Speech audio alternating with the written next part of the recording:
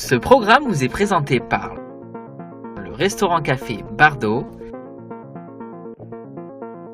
l'agence immobilière Invest Miami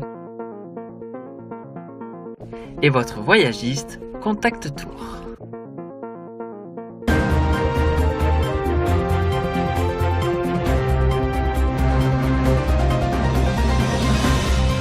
Bienvenue dans le journal de Bonjour America, je suis Audrey Mazins, voici l'actualité du jour. Tout de suite, commençons avec l'Italie et la réunion du G7.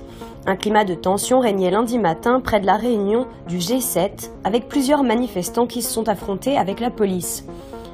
Cette réunion permet au ministre des Affaires étrangères du G7 de se concerter sur les principales crises du moment, qu'il s'agisse de la situation en Syrie, en Irak, en Libye, en Ukraine ou en Corée du Nord.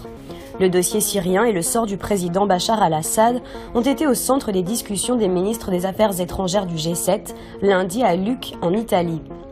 De son côté, le chef de la diplomatie française, Jean-Marc Ayrault, a estimé qu'il n'y aura pas de lutte efficace contre le terrorisme si on n'associe pas en même temps le règlement de la situation syrienne.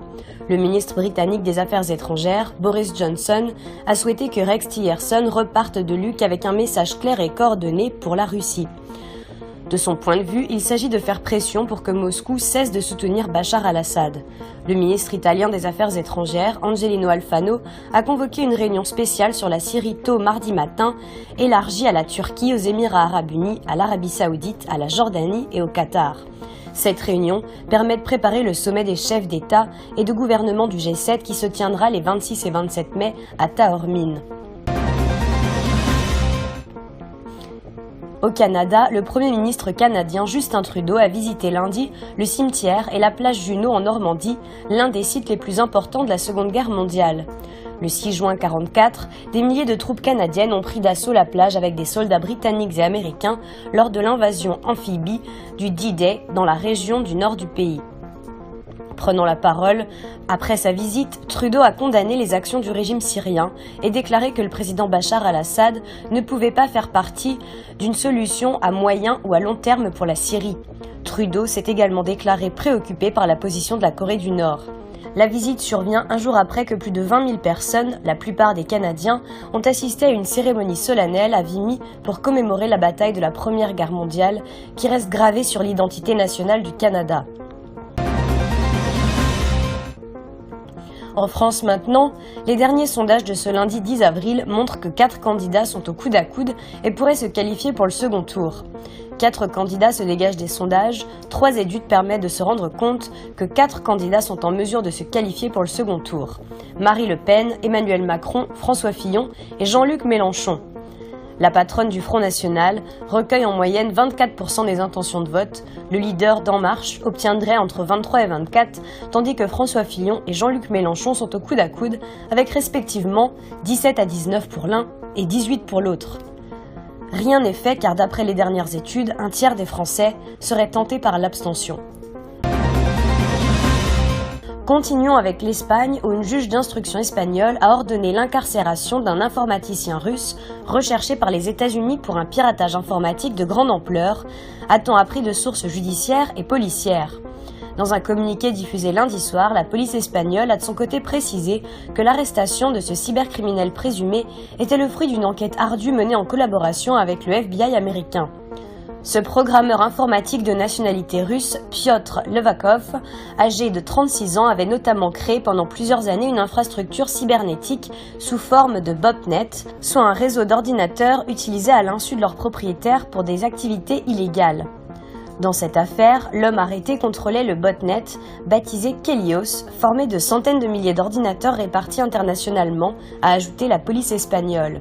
Les États-Unis ont délivré un mandat d'arrêt international contre Piotr Levakov pour un délit informatique. Aux États-Unis, l'investiture de Neil Gorsuch, choisi par Donald Trump, permet à la mouvance conservatrice de retrouver la majorité au sein de la plus haute juridiction américaine. Le juge de la Cour suprême, Neil Gorsuch, qui a été confirmé par le Sénat à la majorité républicaine, a prêté serment lundi 10 avril. La mouvance conservatrice retrouve la majorité à la plus haute juridiction américaine. Neil Gorsuch a prêté serment à la Maison-Blanche en présence de Donald Trump. Son investiture va lui permettre d'occuper le siège laissé vacant depuis février 2016 par la mort du juge conservateur Antonin Scalia. Gorsuch a ainsi juré qu'il serait un juge qui statuerait non sur ses préférences personnelles, mais sur la base d'une lecture juste et objective de la loi. La Cour est maintenant composée de 5 magistrats conservateurs et 4 progressistes, dont 3 femmes.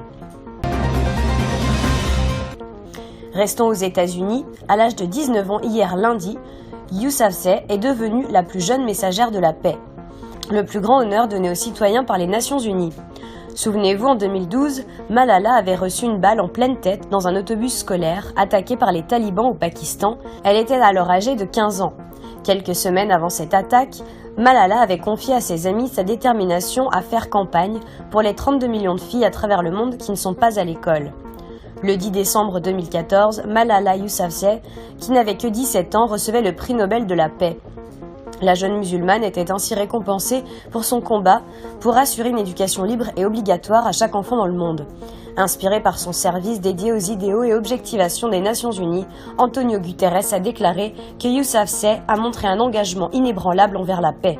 L'éducation est un droit de tous les enfants et surtout pour les filles, a déclaré Yousafzai, et que le droit ne doit pas être négligé.